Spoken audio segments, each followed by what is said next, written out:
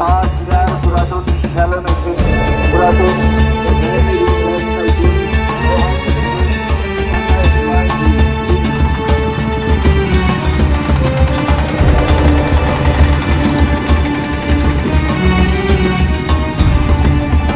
প্রিয় দর্শক মণ্ডলী, আসসালামু আলাইকুম। আশা করি আপনারা সকলে ভালো আছেন। আজকের ভিডিওতে আমি আপনাদেরকে দেখাবো গ্রামের মানুষেরা কিভাবে পুকুর খনন করে এবং পুকুর খননের মাটি দিয়ে মানুষেরা কি করে। প্রিয় দর্শক মণ্ডলী, ভিডিওটা যদি আপনাদের কাছে ভালো লেগে থাকে অবশ্যই ভিডিওতে লাইক, কমেন্ট, সাবস্ক্রাইব এবং শেয়ার করে পাশে থাকবেন।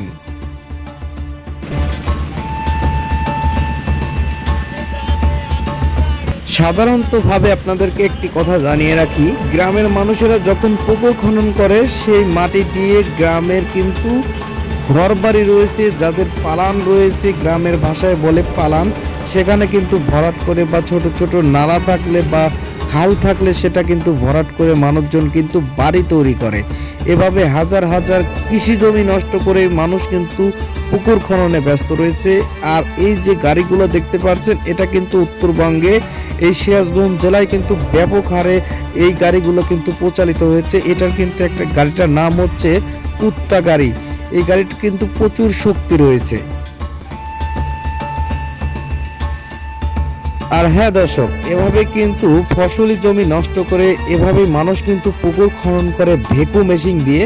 দেখতে পাচ্ছেন এটা একটা বিশাল একটা পুকুর ছিল, তার পাশে ফসলি জমি ছিল। এই জমির মালিক কিন্তু আবার পুকুর খনন করছে ফসলি জমি নষ্ট করে ভেকু মেশিন দিয়ে।